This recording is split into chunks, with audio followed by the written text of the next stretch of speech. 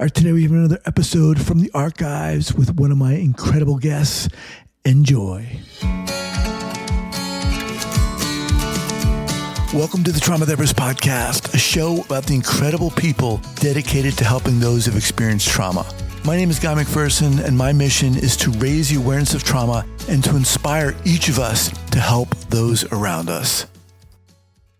What I want to do is kind of ask you about an early clinical error. You know, this podcast really is about getting to know your journey, your pathway. You know, we talked a little bit about what got you into this field. Share with us, if you will, an early clinical error you made that, perhaps has influenced you and the work you've done. Indeed. Well, first of all, the story, Nancy, was almost one of my early crucial mistakes. That's what I thought, yeah. Right. I mean, I think my biggest mistakes was in working with a couple of people who were sexually abused by their fathers. And I don't think I really got the complexity of that and how to handle it. And indeed, it's intricate. It can be quite intricate. Boy,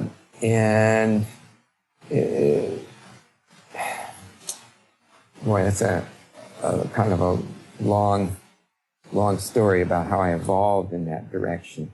But maybe suffice it to say was not really appreciating the nuances, and that,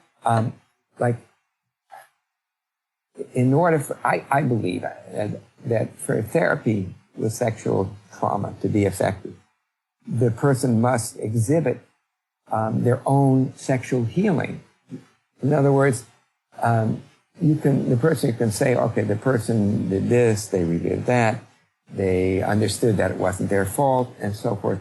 But if they don't really have a free, spontaneous sexuality with the person that they're intimate with, that they want to be intimate with, that the therapy isn't done.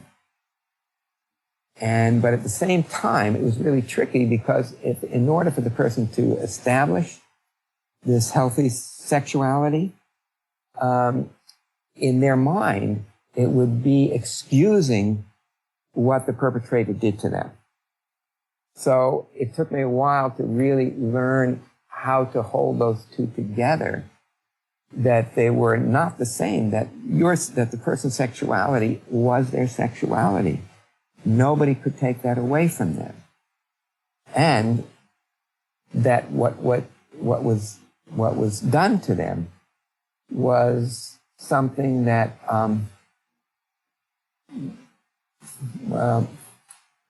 what's the word I'm looking for? That was both confusing and a breaking of a sacred trust. It was really a betrayal of an injustice, a core injustice, and how to deal with this core injustice and to reestablish the full organismic sexuality, somewhat as Wilhelm Reich described in his work, which, by the way, I was very greatly influenced by. To really hold those together and to work with this very delicate subject. I remember this woman wrote a book. I don't remember. I never read the book because I heard her interviewed and I just knew I wouldn't be interested in the book. But basically, her point in this book was that sexual violation by family members was not traumatic. And the point I think that she was trying to make is it's not traumatic in the sense that PTSD is. But also, it can be more confusing, more conflictual than PTSD. So, and she got a lot of, you can imagine a lot of people really, really hated her and felt that she betrayed them.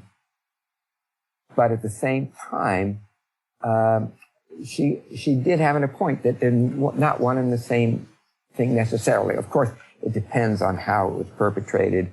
If there was fear, tremendous fear or physical violence, and, there's all different kinds of variables. But the key is in helping the person untangle this confusion, this betrayal, this sense of injustice, and to demand justice for themselves, for protecting their own adult sexuality, their own adult sensuality. It's difficult. I know I'm not quite getting the right words, and I have to bumble along with this, but it's. No, but I really think that what you're relating here is coming through, and I really appreciate it, because it does sound so nuanced and complex, and the way you're speaking about these two elements which need to go in order for an individual to become healed. It obviously is very complex. So I really appreciate you taking the time to do that. So let's kind of move along. We get to one of my favorite questions, which is why. I believe, Peter, that it's really important to know why we're doing something, because I feel it drives us along in our passions, in our journey. So this is a little bit different than what got you into this field in the first place. But share with us, what is your why for doing this day in and day out? Okay. I'm going to take you back to my childhood. I was about 4 or 5 years old, maybe 6 years old. Okay. I had a little red wagon. I stayed on my grandfather's farm as much as I could because I didn't like the city. And during the summer, we would fill the wagon with vegetables and fruits, and me and my brother, my brother was in the wagon as well, and we would go to these places where there was a bungalow colony and sell the vegetables and fruit. And for that, my grandfather gave us 10% of the gross. He was a bit of a tightwad, you can balance in that. Anyhow, and a very important person in my life. So one day, I was going back, and I had sold everything but a cantaloupe melon. And we stopped for a rest, and then I pulled the wagon, and I noticed the melon going backwards to the back of the back of the wagon. And I looked at it, and I put it up in the front, and I pulled it again, and I was totally perplexed. Why is it that it went in the opposite direction? So then I put the melon up front, and I had my brother pull the handle, pull the wagon, and I was sitting right by the melon. And when he did that, I realized the melon stayed static. It was the wagon that was moving, not the melon. And then I tried with all kinds of balls and so forth. And my mother says, Peter, you discovered Newton's first law. A body in motion tends to stay in motion. A body at rest tends to stay at rest. So I was always hungry for the why of things. And sometimes people say, oh, Peter, you're such a compassionate person. You're such an empathic person. And I hope that that's somewhat true, at least. But I think what drives me even more is my sense of curiosity of how things work and how people heal, as well as the joy of how they heal. But it's really, it's something that I've really never lost. This hunger for knowledge, this wanting to understand the mechanisms of how things work.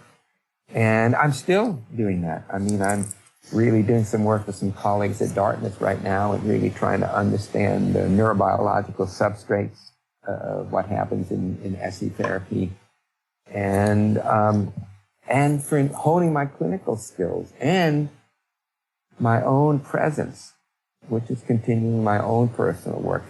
Sometimes I'll do a lecture and there's 400 or 500 people in the audience, and I'll say, how many of you have a regular practice? Like yoga or Tai Chi or meditation or something.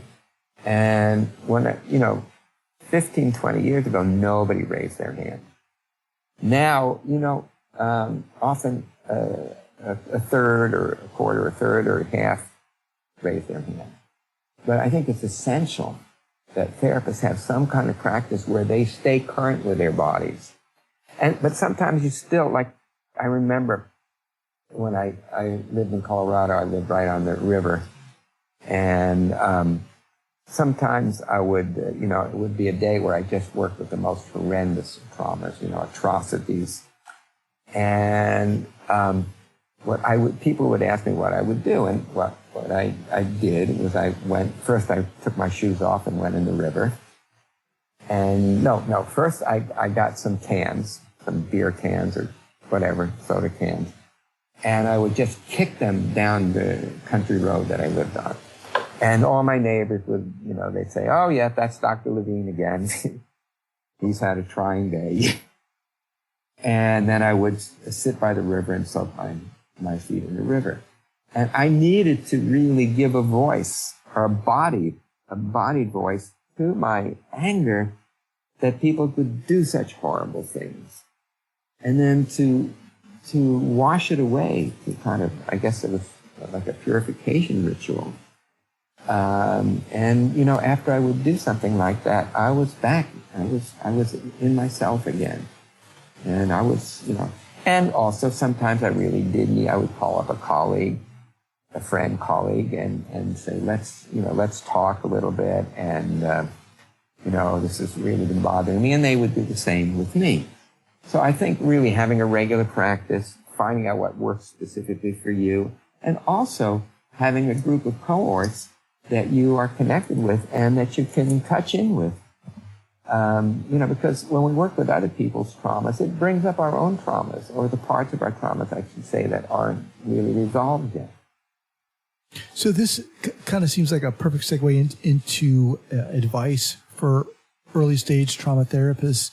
A lot of people listening to this, Peter, are therapists with experience, but who perhaps don't feel that they've worked with trauma, people who've been traumatized before and want to begin to expand their trauma-informed knowledge. Mm-hmm. Others are just beginning to get educated into this arena, this knowledge of trauma-informed practice. What advice would you have for those people who are just beginning on their journey to learn about? Well, I think the first thing is you got to learn how to show up and be present and shut up and look. Yogi Berra said you can observe a lot just by watching and listening. So again, I think it's our capacity to remain embodied is the most important thing any therapist can do. For beginning therapists or beginning to incorporate trauma work into their practice, I think it's essential to really appreciate the role of the body and how important that is, and learn some basic skills of being able to track, in other words, being able to observe what's going on in the person's body, and of helping the client be able to contact what's going on in their bodies. And in doing this, helping clients learn how to ground, how to center, how to shift out of states of distress into states of into more ease. There's a phenomenon that I call pendulation. And when we're working in a gradual way, in a titrated way, and the person comes in contact maybe for the first time with their body sensation, because traumatized people, again, they cut off the body. The body's become the enemy because it's the harbinger of the helplessness, of the overwhelm. So they don't want anything to do with it. So when they first begin to sense it for the first time, it feels like it's worse. Well, I guess in a way, I guess it is. But when they're able to contact it just for a short amount of time, and they're able to feel their extremities, feel their sense of grounding, of centering, as they're able to do that, they notice that even though it contracts, then in a relatively short period of time it expands. So think about a hand, an open hand. Okay, so you close the hand into a fist. That's contraction. But then as the fist opens into a hand, that's the expansion. So you have the fist contraction, the hand expansion, and then as you move more and more to expansion, then where did the trauma go? Well, it's that kind of thing. So even just helping clients learn that whatever they're experiencing, no matter how uncomfortable it is, that it will shift, it can shift, and it will shift. And you can help guide them to make that shift. And once you've done that, you've gotten 49% of where you need to go. So shut up, be present, or show up, be present, and shut up. Yeah. I love that. Yeah, and then really appreciate the role of the body. And of course, you're really talking about us as therapists, really working on ourselves, learning to become aware, learning to be embodied, remain embodied, be conscious of that, and the important role that plays in the work we do for our clients. And also, you talked about just the importance of learning the fundamental, if you will, the basic skills of, tracking and grounding and helping our clients to do those and to center. That's great advice there. So, Peter, can you recommend 2 books, and they don't have to be trauma related, besides Judith Herman's Trauma and Recovery, which have had a major impact on the work you do? Absolutely. That was the first book.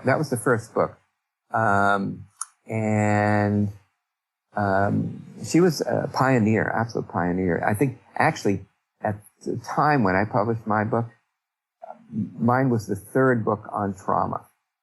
Judith Herman's first, and then Traumatic Stress by Bessel. And before that, people weren't really talking about trauma. It wasn't in the landscape. And I think probably what brought it into the landscape was a combination of the Vietnam War. I mean, of course, there was people experienced trauma symptoms well before that. But the Vietnam War, people returning from the Vietnam War, and the women's movement of the 70s, where it became not okay to traumatize women and children, to be violent towards women and to be violent towards children. I think that brought this up into the cultural zeitgeist. So her book was extremely valuable. I think her emphasis that because trauma is caused that relational trauma is caused in relationship, that it gets healed in the relationship. And I think that there's missing the part where people have to also develop tools. Here's one more point I think that's very important. Therapists, we're mostly really good at being attuned and empathetic. And very often a person who has a lot of trauma, particularly relational trauma, they come in and they feel for the first time in their life that somebody really cares about them, really wants to listen to them, is empathic to what's going on instead of destructive. And it's like, oh my God, this is the first time I feel like there's some hope. But then when they leave, they disintegrate because they go right back into their horrible feelings. And now they're also dependent on the therapist for getting some relief. So what I say is essential, and again, for people who are starting to do trauma therapy, is to help people develop tools that they can use for themselves that give them some sense of empowerment. And then the therapist and client can work together in a partnership rather than the client being wholly, fully dependent on the therapist. So gradually developing this authentic autonomy. And then again, the healing in relationship is very important, but without the tools, then the trauma just keeps grabbing back, and they feel often even more shame and inadequacy that they're unable to do anything by themselves. But of course, the converse of that is when they can do something for themselves, they feel better about themselves. So gradually introducing, actually that was a Sounds True healing trauma book CD that I did, was specifically to help clients develop those kinds of skills so they could do them at the same time as a therapy and become more and more adept at that. So let's see, what other books have been seminal for me.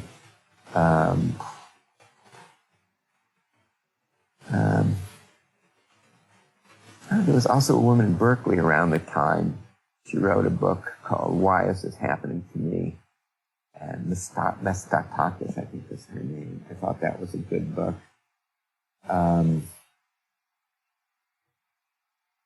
Reading the work of the ethologists, of Nicholas Kingberg and Konrad Lorenz and many of the other ethologists, was very important to me. What was Nicholas's last name? Tinbergen, Tingbergen. Okay. He and Konrad Lorenz and Karl von Frisch shared the Nobel Prize in Physiology, and I think it was 1972 or 73. And all of those were about what the body does. All of those were about what the body does, of observing animals. And how do you observe animals? Through their bodies, in their natural environment. But since that time, this field has just all but disappeared. And I was very fortunate when I came to Berkeley to do my graduate work. I was a fellow in the laboratory of neuroethology. And again, there's almost no people, there are few people in the world really pursuing this line of inquiry now. Although we do have the field of evolutionary psychology, which is related. It's related, but it doesn't have that same kind of depth. So the Tinbergen's work, Konrad Lorenz, he's written several books. He's a wonderful writer. And I think he wrote King Solomon's Ring. Or was that von Frisch? No, I think he wrote, here, I forgot, I have a computer, so I'm linked to the rest of the world. And here it is, Konrad Lorenz. Whoops, actually I want to do that by Amazon. So, anyhow. I will put a link to him up in the show notes. Yeah. Anyhow, he did write a number of books on imprinting. He was the one who became famous because he became the mother of the ducks, the little baby ducks that followed him around. Right. And but anyhow, he's one of the great. He and Tinbergen and von Frisch were the great people in this field. Awesome. So, yeah. All right, Peter, I will link up your website, and you've got a lot of, you've got events, you've got books, you've got the Sounds True collection, which I love. I'll put links up to that in the show notes page. And I just want to thank you so much. I mean, this has been like I said, kind of like a mini workshop in the I don't think it's a stretch to say, the history of trauma psychology in a sense, and its treatment and therapy. But thank you so much for taking the time to do this. Oh, thank you, and thank you for your kindness. And we will be in touch. Thanks again. Yeah. Okay. Yeah, it was a pleasure. Really, it was a pleasure. Bye-bye.